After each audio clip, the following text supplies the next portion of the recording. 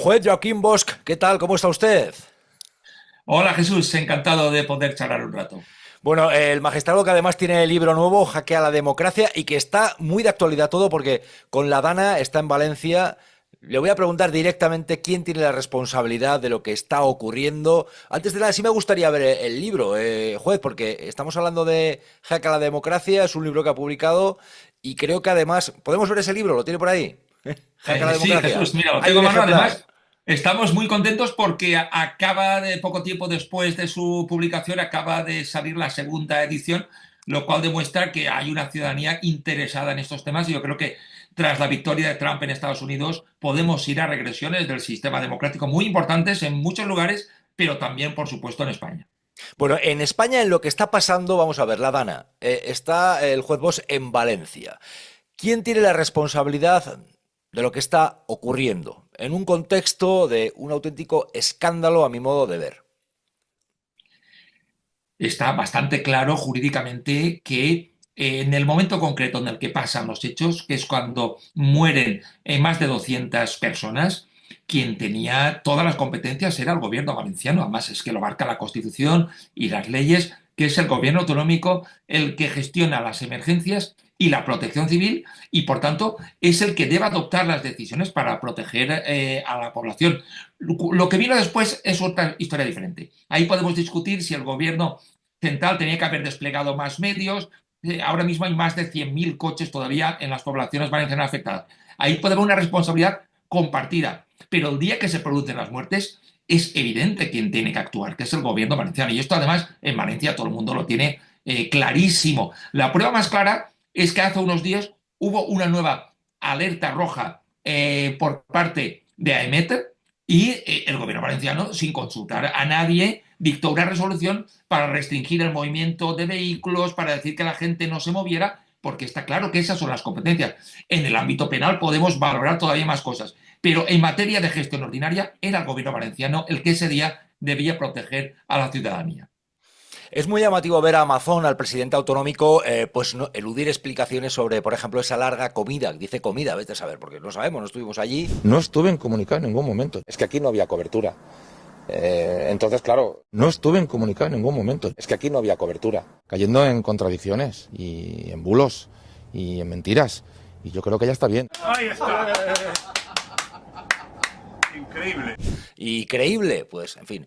Pero elude dar explicaciones de dónde estuvo, elude responder, dice que habló con alcaldes y luego, bueno, pues tampoco es que haya muchos alcaldes que precisamente hayan salido a decir habló conmigo y cuando sale el de Cullera dice no para hablar de la Dana.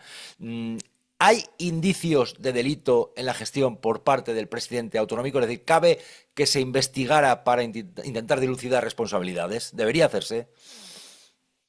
Hay que separar la responsabilidad civil y la penal. Para que haya acciones que prosperen en materia civil de tipo indemnizatorio, basta demostrar que hay errores de gestión, insuficiencias en la coordinación, deficiencias en la prevención de estas situaciones y en el gobierno autonómico está claro que se produjeron. Son notorias. De hecho, se han reconocido errores, se ha cesado a consejeras.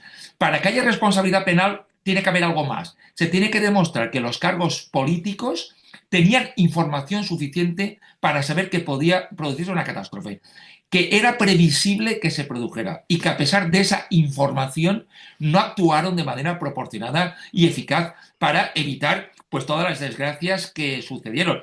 Y ahí se han presentado querellas y acciones contra miembros del gobierno valenciano y los tribunales deberán pronunciarse. Yo creo que es importante deslindar la responsabilidad, porque el gobierno central, como decía, puede tener responsabilidad en después no haberse desplegado con rapidez. Pero el día que se producen las muertes, quien tiene todos los datos o debería tenerlos son los cargos políticos del gobierno valenciano.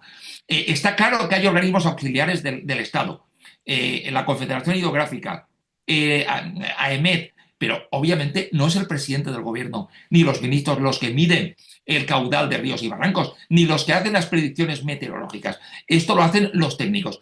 Pero quienes son los cargos políticos, que en última instancia tienen que ponderar si la economía debe seguir funcionando, si se paraliza, si hay que restringir el tráfico, esos son los cargos políticos del gobierno valenciano y las acciones penales que se han ejercido deberán valorar si efectivamente tenían toda la información o no, porque en el ámbito autonómico se dice que no tenían todos los datos. Ya, Eso lo se que pasa tiene es que aclarar. que, claro, con los datos que está poniendo sobre la mesa, las preguntas sobre si tenían alertas, claro que había alertas. Es decir, alertas había datos suficientes como para haber tomado medidas y no irte, por ejemplo, a una larga comida o no decir que había momentos en los que no tenías cobertura, que no era suficiente la alarma, avisar a localidades que vieron cómo se inundaban, mientras que había otras que ya habían tomado por su cuenta de riesgo decisiones como, pues, por ejemplo, no escolarizar a los chavales ese día. Mm, tiene motivos, y le pido que sea, le pido que sea muy, muy sincero y muy directo, ¿tiene motivos Mazón para estar preocupado con la justicia? ¿Tendría motivos para estar preocupado con la justicia? Pues todo depende de lo que se demuestre que ocurrió ese día. Yo realmente no tengo sobre la mesa, no lo puedo tener, información sobre qué números, qué cifras de caudales, por ejemplo, del Barranco del Pollo se manejaban, qué es lo que aconsejaban los técnicos, qué informes tenían sobre la mesa y de hecho hay versiones contradictorias sobre esta materia. Desde luego hay datos difundidos de que la Confederación Hidrográfica sí que informó al minuto de que iba subiendo el caudal del Barranco del Pollo, que es el que provocó la mayoría de los muertos. En la medida en que esa información se acreditara, podría haber responsabilidades no solo políticas, sino también de tipo penal para cargos políticos del gobierno valenciano. Pero claro, yo no me atrevo a prejuzgar eso. Hay ya un tribunal que ha recibido esas querellas y es el que tendrá que pronunciarse en función, como siempre, de lo que se pueda demostrar. Pero puede haber hasta responsabilidades penales. Por supuesto, hay precedentes, incluso en Valencia. En Valencia, en el Ayuntamiento de Finestrat, por ejemplo, hace unos años se condenó al alcalde y a un concejal por autorizar un mercadillo en una zona donde pasaba un barranco y donde los técnicos habían informado del gravísimo riesgo para las personas y de hecho hubo 2 muertos y hubo una condena por homicidio imprudente. Hay precedentes jurisprudenciales, pero se tiene que demostrar lo que acabo de indicar, como en el caso del alcalde y el concejal que he comentado, que se tenía la información, que había informes técnicos y que a pesar de eso, de manera negligente, no se actuó de manera proporcionada. Y esto es lo que debe aclarar el Poder Judicial. Bulos que al juez Bosch le estén llamando más la atención de lo que está circulando porque son muy llamativos. Pues yo que sé, se decidió abrir compuertas para que se inundaran localidades, fue una temeridad, no se avisó. Cientos de muertos que nos ocultan. ¿Qué hay de esto y qué le está llamando la atención? Como juez y como valenciano, ¿qué bulos son los más llamativos? Porque esto es una lacra para la sociedad, es un veneno que le están metiendo a la gente, que ya no sabe qué es verdad, qué es mentira y que crean confusión para intentar azuzar al personal. Las víctimas mortales, cientos de ellas que el gobierno está ocultando y escondiendo. Bueno, algunos son muy conocidos, como aquello de los cientos de muertos que había en el parking de Bonaire, que además es un centro comercial al que yo he ido muchísimas veces en mi vida y que obviamente, como es un espacio tremendamente conocido en la sociedad valenciana, eso generó un alarmismo tremendo cuando se ha demostrado que no era cierto. Pero, por ejemplo, decir que en la presa de Forata, que llevaba el río Magro, que se desembalsó para que no reventara, tuvo algo que ver con todos los muertos del Horta Sud, de Paiporta, de Aldaya, de Catarrocha y otras ciudades, pues es una falsedad tóxica tremenda, porque el embalse no lleva ahí, el embalse lleva al Júcar en Alchemesí, al Xúquer, llevan a Alchemesí. La presa de Forata y el desembalse no tiene nada que ver con el barranco del Pollo. Son cauces que van en paralelo a muchísimos kilómetros de distancia. Pero se trata, como decía, en lugar de aclarar lo que ha ocurrido, generar confusión, intentar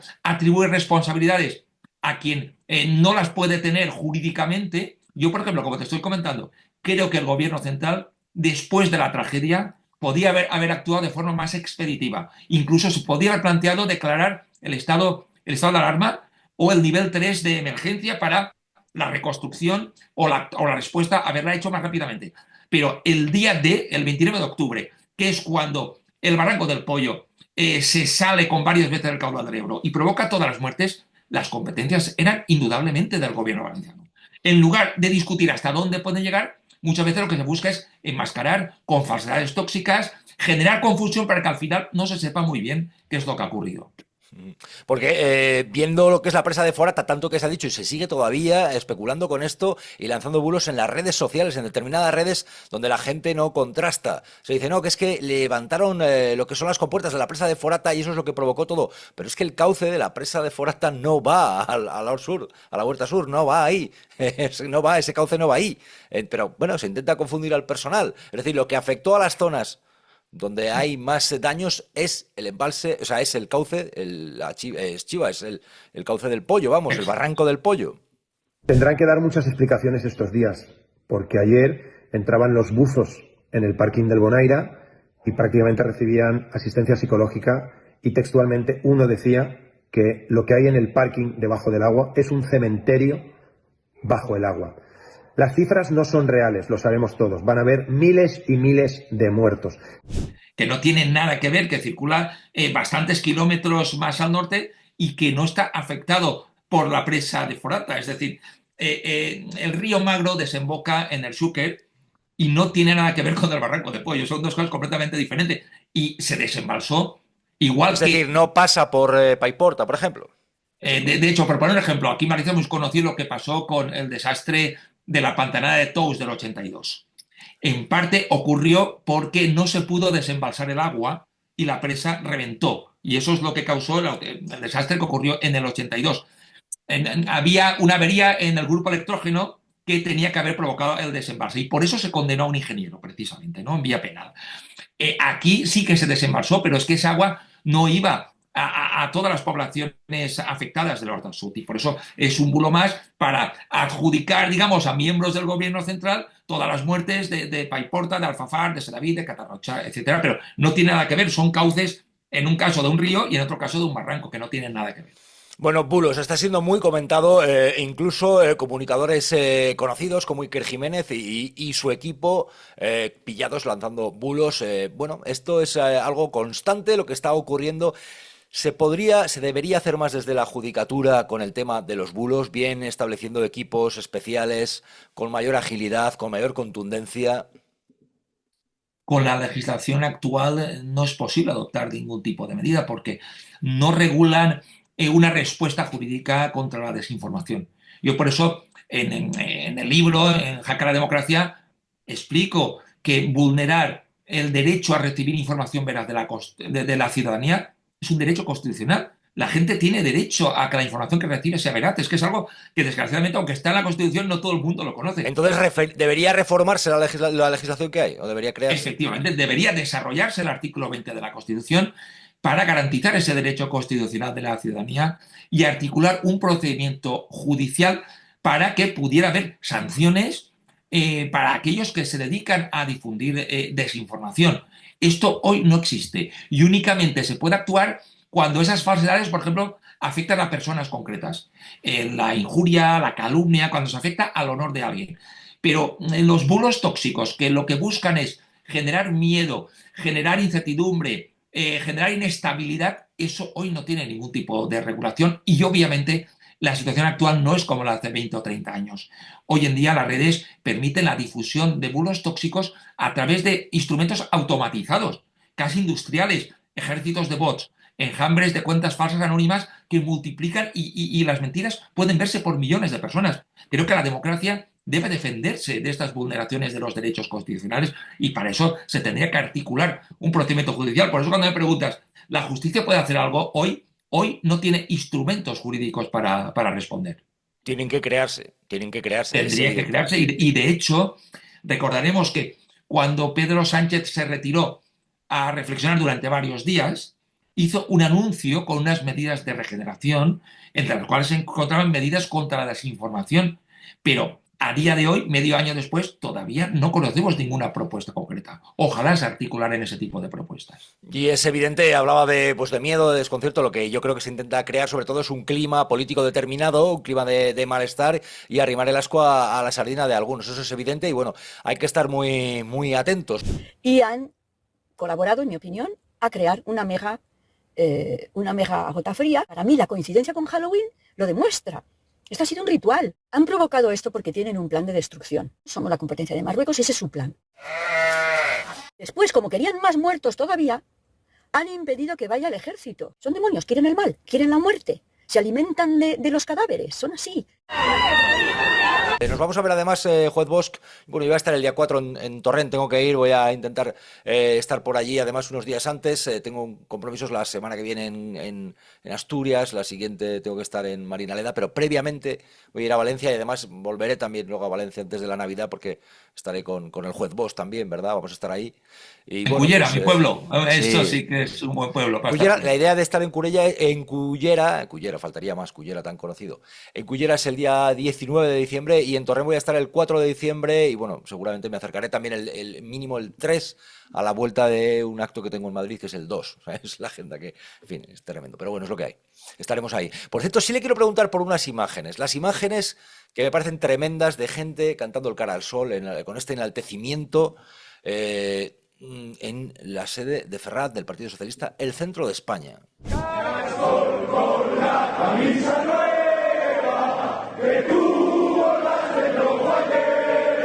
Esta imagen tan lamentable, esto no sé si hay instrumentos para actuar, pero si no hay, debería haberlos, porque esta imagen es lamentable, este enaltecimiento de lo peor de la historia de Europa en los últimos tiempos. Esto es una vergüenza, juez. Hay que separar entre las cuestiones políticas y las cuestiones penales o de tipo prohibitivo. A mí me parece lógico que cualquier demócrata esté en contra de que haya discursos que ensalcen una dictadura tan criminal como la franquista y que planteen discursos contra el propio sistema democrático. Pero en nuestro país, con la Constitución actual, no hay ninguna norma que prohíba este tipo de manifestaciones. En su momento se planteó una reforma del Código Penal porque no está tipificado como delito este tipo de manifestaciones y el propio gobierno en su momento, formado por los socialistas y por Podemos, a partir de los dictámenes jurídicos que recibieron, aunque había intentos de castigar como delito la apología del fascismo o del franquismo, finalmente no se llevó al Código Penal porque la doctrina del Tribunal Constitucional es que, a diferencia de en Alemania, donde sí que se pueden prohibir partidos o discursos contrarios a la Constitución y a la democracia, la Constitución española no es una constitución de tipo militante, como dice la doctrina, sino que permite incluso la existencia de partidos y discursos que sean contrarios a la democracia, siempre y cuando no actúen de forma estructuralmente violenta. Solamente se puede disolver un partido o perseguir un discurso si se utiliza la violencia en el ejercicio de estas actuaciones. Y por eso en el Código Penal no es delito hoy la apología del fascismo o del franquismo. Y esto es lo que explica que continuamente pues haya manifestaciones de este tipo. Y esto es lo que nos diferencia de países como Alemania. Es tremendo, ¿verdad? Es tremendo. Bueno, en contraste, la imagen de los manifestantes que quieren justicia con lo ocurrido en las residencias, ancianos que no fueron trasladados a los hospitales en Madrid. Veíamos momentos como estos y le quiero preguntar... Ida, Ida, Ida, te gusta la fruta, te gusta la comida, pero en la residencia se la da por ida. Ida, Ida, Ida, te gusta la fruta, te gusta la comida, pero en la residencia se la da por ida. Juez Bosch, con la impunidad de las muertes en las residencias, ¿cabe pensar que debería investigarse más para dilucidar lo que ocurrió? Hay un margen de impunidad ahí que han denunciado hasta organismos como Amnistía Internacional.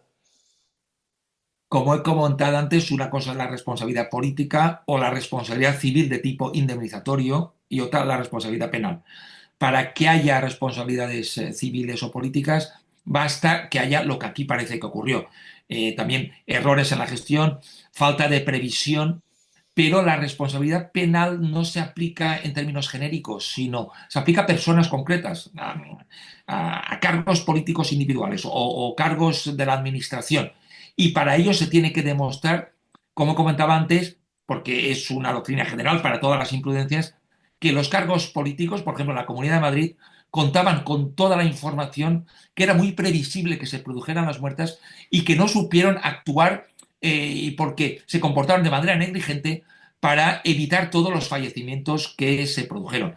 Para ello, obviamente, se tiene que aportar toda la información, todos los datos, y es el Poder Judicial el que debe decidir. Hasta ahora, que yo sepa, se han archivado todas las causas, pero esto es compatible con que se puedan aportar nuevos datos y que se judicialicen de nuevo estas cuestiones a los efectos de intentar acreditar que sí que efectivamente pudo haber responsabilidades penales. Hay gente para la que es sangrante, que por ejemplo Díaz Ayuso esté permanentemente saliendo a comentar otros asuntos de otras personas, de otros partidos, y sin embargo se mantiene esa impunidad, no se la ha visto declarando por un asunto tan grave, ¿no?, como ese protocolo de la vergüenza, por el que se decidió que había ancianos que no eran trasladados a hospitales, ¿no?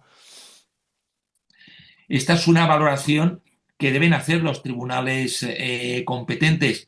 Y yo no tengo todos los datos para ver en cada caso concreto cómo se aplicó ese protocolo ni la responsabilidad directa que podía tener Díaz Ayuso, porque para imputar una responsabilidad penal se tendría que demostrar que ella participó, que supo lo que ocurría y que es responsable directa a través de una relación de causalidad con esas muertes. Y esto obviamente debe acreditarse y son los tribunales en cada caso concreto los que deben decidir. Una responsabilidad de tipo genérico es la responsabilidad política. Y esto se puede valorar si la presidenta autonómica, sabiendo todo lo que había, articuló un equipo en su gobierno autonómico para impedir todas esas muertes. Pero esa responsabilidad política no lleva necesariamente a la penal, lo cual no significa que no pueda existir responsabilidad penal. Pero se tiene que acreditar que la presidenta autonómica pudo haber actuado de otro modo, que tenía la capacidad de decidir y que con su omisión o con su conducta negligente puede ser responsable de esas muertes. ¿Entiende que haya movimientos como la marea de residencias, como familiares que estén insistiendo para que se haga justicia?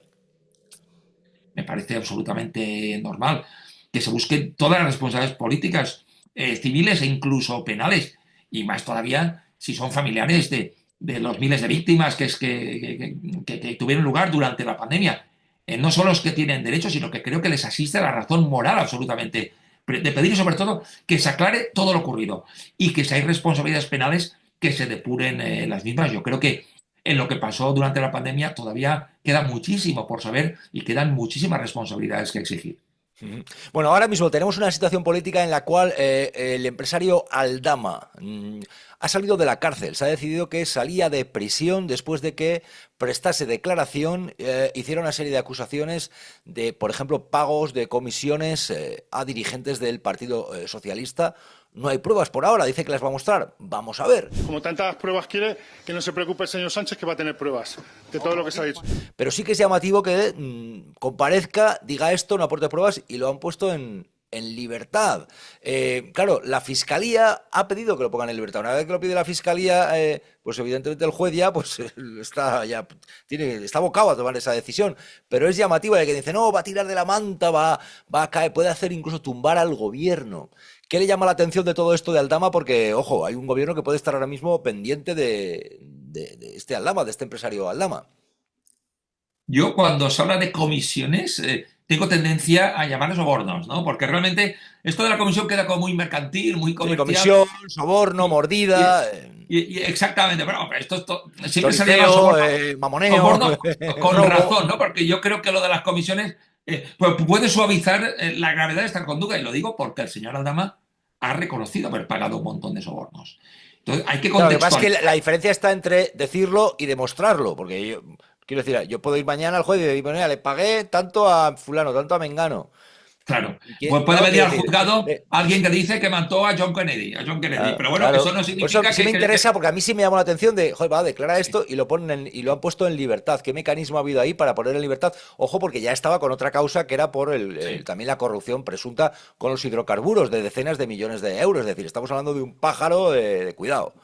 A mí hay algo que me ha llamado la atención. En primer lugar, aclarar que la declaración de un investigado o acusado no tiene efectos jurídicos cuando incrimina a otras personas, salvo que haya otros elementos probatorios. Porque claro, si solo es su palabra, él no está obligado a decir la verdad, no es un testigo, puede mentir, puede, como estrategia de defensa, inventarse cualquier tipo de relato.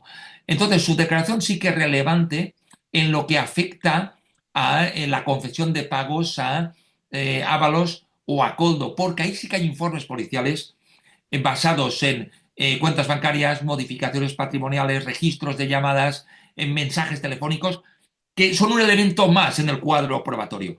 En cambio, todo el resto de acusaciones a dirigentes políticos, a cargos del gobierno, si no están corroborados por otros medios de prueba, van a tener poco recorrido jurídico. Lo que me llama la atención es que el señor Aldama dice que los aportará, pero lo llamativo es que no se aportaran en esa comparecencia. Ya te digo, yo en 20 años como juez de instrucción, cuando tenía una declaración voluntaria para incriminar a otras personas, siempre se han aportado documentos, datos, porque eso es lo que justificaría en muchos casos que alguien salga de prisión. No únicamente su palabra, tiene que haber algo más que su palabra. En este caso, la Fiscalía ha tenido suficiente con esa confesión general. Parece que puede haber acuerdos respecto a la otra causa, la de los hidrocarburos, o parece que puede resultar suficiente la Fiscalía con la incriminación de Ábalos y de Koldo, pero es cierto que lo habitual no es que se espere a un momento posterior, sino, claro, el que quiere salir de prisión aporta todo lo que tiene, es lógico, ¿no? Porque se lo juega, seguir o no en la cárcel. Y eso es lo que sí que me ha parecido llamativo, que no se hayan aportado esas pruebas. Y sin embargo lo han puesto en libertad. Es decir, a quien le llame la atención que lo han puesto en la calle con medidas cautelares, pero ha salido de prisión. ¿Cómo explicarle que lo han puesto en libertad? ¿Qué mecanismo ha habido ahí? E incluso aunque el juez no estuviera muy de acuerdo, al final es la Fiscalía la que arrastra esa decisión. ¿O cómo va esto? Sí, en este caso concreto, la Fiscalía era la única acusación con acceso a todo, porque la causa era secreta, la de los hidrocarburos, y si la Fiscalía pide que quede en libertad, el juez instructor siempre debe acordarla automáticamente, aunque no estuviera de acuerdo, debe acordarla. Yo no le veo más explicación que pueda haber algún pacto que no se ha hecho público en todos sus detalles de la Fiscalía con la defensa respecto a que se aportarán más datos o que era suficiente con la incriminación de Ábalos y de Koldo. Si todo queda ceñido a la incriminación generalizada de multitud de cargos políticos y miembros del gobierno, sí que me sorprendería porque lo lógico ahí es aportar pruebas por una razón. Vamos a suponer que el señor Aldama se fugara la semana que viene, porque hace unos días fue a prisión porque se consideraba que había un riesgo de fuga, tiene dinero, puede manejar fondos en el extranjero. Si se fugara y se le hubiera puesto en libertad a la espera de los datos que aporte, no aportaría ningún dato y estaría fugando de la justicia. Por eso digo que yo creo que la Fiscalía asume unos elevados niveles de responsabilidad si confían que no exista esa fuga sin que existan esos datos. Yo quiero pensar que ha habido un pacto entre Fiscalía y Defensa que puede conjurar todos esos riesgos que estoy comentando. Otro caso llamativo, el de Zaplana, que sigue sin entrar en prisión, con condena ya por corrupción. En este caso, mucha gente se pregunta, y estamos hablando precisamente con alguien como el juez que vive en Valencia, ¿por qué? La razón es que la sentencia no es firme y la regla general es que hasta que sea firme únicamente estaría justificada la prisión anticipada, pero la prisión sería anticipada, sería una medida cautelar para evitar esa posible huida. Solo estaría Pues ya han tenido tiempo de que fuera firme, porque anda que no han pasado años. Ya, pero bueno, lo cierto es que la sentencia está recurrida y no es firme. La justificación para que haya una prisión cautelar o provisional o preventiva es que haya constatados indicios de riesgo de fuga. Se considera que por la edad que tiene Zaplana, por enfermedad, por arraigo, no es presumible que se vaya a fugar de la justicia y por eso no se ha acordado la prisión provisional. Esa es la argumentación que ha hecho el tribunal. Otra pregunta. En el momento que estamos políticamente, se habla del compañero sentimental de Ayuso. Sale el escándalo de lo de que no pagaba Hacienda lo que era pertinente. Pasa el tiempo y ahí queda. ¿Y en qué punto estamos ahora mismo en ese asunto? Porque ya el abogado reconoció que no había pagado lo que tenía que pagar Hacienda, pero ahora mismo, ¿de qué está pendiente ese caso del compañero sentimental de Ayuso? Estaba en ese momento, efectivamente, como bien dices, a punto de alcanzarse una conformidad con condena, pero se personaron varias acusaciones. Creo recordar que era el Partido Socialista u otras entidades. Sí, partidos de la izquierda, Madrid. Y han pedido nuevas diligencias porque consideran que puede haber más delitos. La acusación era por falsedad documental y por delitos contra la hacienda pública, pero las acusaciones han pedido nuevas diligencias y se está pendiente de la resolución de las peticiones de la acusación particular, por eso, o popular. Por eso, en este momento, la causa todavía sigue en trámite. Bueno, es interesante, a partir de Jaque a la Democracia, del libro que ha escrito el juez Bosch, hablar del tablero internacional, de cómo está, evidentemente, la vuelta al poder de Donald Trump. Ojo a lo que puede suponer en el tablero y ojo a lo que puede suponer en el mundo. Se está hablando de amenazas nucleares, se está hablando de conflictos bélicos, se está hablando de amenazas de poderes que evidentemente sí ponen en peligro la democracia y la convivencia, ¿no, magistrado? Y además yo creo, Jesús, que esta segunda etapa de Trump puede ser más peligrosa porque tiene muchísimo más poder. Recordemos que los intentos que hizo de desmantelar elementos del sistema democrático de Estados Unidos, en parte no lo logró porque incluso miembros del Partido Republicano defendieron los principios del sistema democrático. Cuando el asalto al Capitolio, lo que se buscaba era impedir el resultado electoral y que hubiera un relevo en la presidencia. Pero hubo miembros del Partido Republicano en los órganos electorales y en otros órganos públicos que no aceptaron esa ruptura, ¿no?, del sistema institucional estadounidense. Pero ahora controlan las dos cámaras parlamentarias, tienen mayor presencia en el Tribunal Supremo y además su influencia en el mundo es enorme, y esto yo creo que va a llevar a nivel global, como explico en el libro, a regresiones de los sistemas democráticos en muchos países, y en nuestro país a medio plazo puede haber también retrocesos democráticos, a un incremento de la xenofobia, de los discursos machistas, de las visiones autoritarias de todo este tipo, y creo que las personas demócratas debemos estar muy alerta a cualquier tipo de marcha hacia atrás en los sistemas democráticos, porque ahí tenemos los datos. Por ejemplo, en la Unión Europea, hoy los grupos, partidos ultraconservadores ya tienen mayoría en Francia, en Italia, en Austria, en Holanda, en Hungría, en otros países de Europa del Este. En Alemania, hoy, en las últimas elecciones europeas, la ultraderecha fue la segunda fuerza más votada, y en Alemania Oriental fue la primera. Es decir, que estamos ante una deriva autoritaria que nos debería preocupar, y dependerá también de nosotras y de nosotros plantar cara a posibles retrocesos de la democracia. Es tremendo, y luego además se aprovechan caldos de cultivo como lo ocurrido, por ejemplo, en Valencia con la Dana, que está ahí, que se está viendo, ¿no? ¿Cómo ha vivido, por cierto, Joaquín Bosch, valenciano, los días de la Dana por familiares, por conocidos, por gente del entorno que conoce? ¿Cómo lo ha vivido? ¿Qué es aquello que no va a poder olvidar, o qué es lo que le mantiene o la ha mantenido más pendiente de los suyos? Bueno, en Valencia, a nivel general, continuamos todavía varias semanas después en una especie de trauma colectivo emocional, porque todos conocemos a muchas personas afectadas. Ahí viven cientos de miles de personas, además en poblaciones pegadas a Valencia, que son realmente como barrios de la propia ciudad. En mi propio juzgado tengo personas directamente afectadas que han tenido que irse a vivir a otro sitio con familiares, con amistades, porque claro, no se podía seguir viviendo, con niños que van a la escuela en esos lugares, que han tenido que improvisar. En Valencia todavía hoy sigue paralizado el metro, el transporte de cercanías, todo el transporte público está paralizado, con todos los efectos para las actividades educativas, profesionales, y sobre todo, claro, el impacto de todas las pérdidas, de las muertes.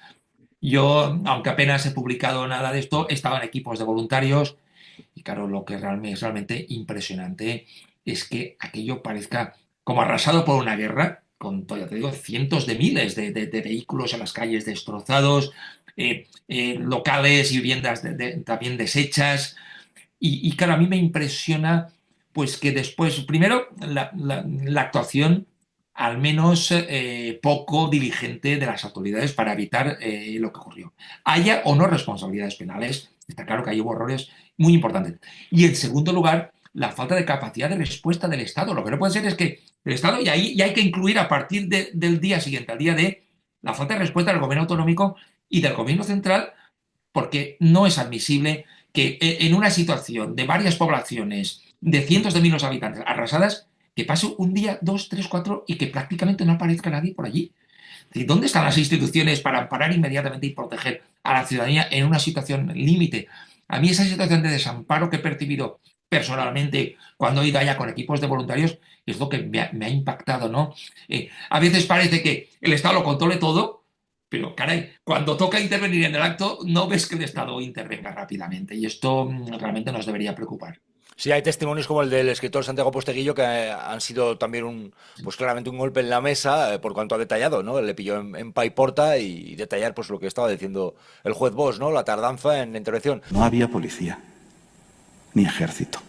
¿Cómo puede ser que en 48 horas no venga nadie? ¿Alguien me lo puede explicar? ¿En España? ¿Siglo XXI? Al tercer amanecer, en el que no había nadie, en el que empezaron a llegar, cuidado, nadie institucional, voluntarios. Posiblemente cabe reflexionar sobre que hay que hacer más caso a las alertas meteorológicas y hay que hacer más caso a lo que puede suponer pues los fenómenos naturales, los fenómenos de la naturaleza y máximo cuando no se respeta el clima como se debiera y el cuidado de la naturaleza. Y luego también pues que sí, que hemos demostrado que a lo mejor somos buenos organizando determinados eventos deportivos, determinadas cumbres políticas, ¿no? Pero habría que analizar también pues eso, la reacción ante tragedias de este tipo, ante catástrofes de este tipo, ¿no? Está claro que probablemente hay que revisarlo.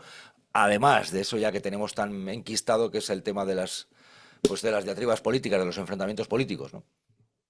Yo, como reflexión más general, tengo claro que los recortes en servicios públicos matan. Que no tener una cultura de lo colectivo, de lo comunitario, también mata. Y aquí, en el ámbito valenciano, hay poca perspectiva de lo público. Se recortaron los servicios de emergencias. No hay una visión efectiva de gestión de lo comunitario. Y en situaciones de este tipo es donde se ve un poco las fisuras de quienes defienden un discurso antiestado, ¿no? De Estado mínimo. Pues claro, igual que pasó en la pandemia. ¿Cómo vamos a tener un Estado mínimo y reaccionar cuando ocurren catástrofes donde hay que proteger? Tenemos que ayudarnos entre todos. Obviamente, yo he estado en equipos de voluntarios, hay mucha gente que ha ido a ayudar ahí, pero no es suficiente. Necesitamos bomberos, necesitamos unidades militares de emergencia, necesitamos estructuras de protección social que funcionen. Eso de que el pueblo salva al pueblo, pero el pueblo hay que entenderlo desde una perspectiva de lo público organizado, que es complementario con que haya equipos de voluntarios. Yo trabajo en un espacio público, soy Estado, pero yo he estado allá con equipos de personas voluntarias y eso complementa un trabajo de las instituciones públicas. Y cuando no existe esta concepción del Estado social, de las actuaciones en beneficio de la colectividad, pues se producen ineficiencias, como hemos visto ahora. Claro, es que ahí lo que ocurre es que mucha gente puede pensar, y es lo más lógico, pues mira, yo no he podido ir porque tengo mis cosas que hacer, pero pago mis impuestos para que haya servicios públicos que cumplan esas tareas. Esos impuestos que se utilizan a veces para otro tipo de patochadas, esos impuestos que a veces, pues bueno, pueden incluso despilfarrarse, tienen que estar y de forma rauda y contundente y justa para prestar ayuda en este tipo de casos. Es decir, hay gente que igual no puede estar de voluntaria, pero sí paga sus impuestos para que se esté. Y las autoridades pues no han estado a la altura en algunos casos, ¿no? Claro, aquí además es que a pesar de los recortes y de las deficiencias, lo cierto es que nuestro país, nuestra comunidad autónoma, contaban con los recursos suficientes para actuar, desde una perspectiva preventiva y después de respuesta, porque tenemos bomberos, tenemos unidades militares de emergencias, tenemos recursos. Si no han estado cuando tocaba es porque no se han gestionado de una manera eficiente y no se han sabido coordinar, porque está claro que esos recursos tenemos cientos de miles de militares, tenemos muchas unidades para actuar en el ámbito de la protección civil. Es decir, que se han recortado, lo cual ya es criticable, pero además se han gestionado de una manera deficiente. Es llamativo también como a mí me da la impresión de que desde la política se intenta patada para adelante y que pase el tiempo y a ver si se olvidan. Porque yo, por ejemplo, cuando veía la comparecencia leyendo del presidente autonómico, toda la sensación, y cuando no quiere responder a preguntas, de que quiere escurrir el bulto, que pase el tiempo y que la gente se olvide, ¿no? A veces también, igual también esa sensación de impunidad, ¿no? Me desplacé al Centro de Coordinación de Emergencias, donde estaba constituido y trabajando el CECOPI. No fue fácil el viaje. El mal tiempo, como es normal en estas situaciones, produjo gran densidad de tráfico y alargó el trayecto hasta que llegué a La Leyana con el CECOPI trabajando a pleno rendimiento. Eso ya depende de las responsabilidades políticas que se reclamen y la persistencia en las exigencias. En Valencia hubo una manifestación en la que hubo casi tanta gente como las que más masivas han sido. Es decir, que en Valencia sí que hay un descontento grande y exigencias de responsabilidades políticas. Yo obviamente soy magistrado en activo, no me voy a pronunciar sobre si el señor Mazón o no debe dimitir, pero constato el malestar ciudadano, el descontento, y a partir de ahí tendrá que ser la ciudadanía y las fuerzas políticas las que articulen sus exigencias. Juez Joaquín Bosch, Jaque a la Democracia y con la situación que se está viviendo en Valencia y en España en general. Muchas gracias por este rato en este canal en el que seguimos conversando y seguimos poquito a poco. Un placer, como siempre, charlar contigo, Jesús. Un Muchas abrazo fuerte. gracias, amigo. Seguimos en contacto. Cuídate. Hasta luego. Hasta luego.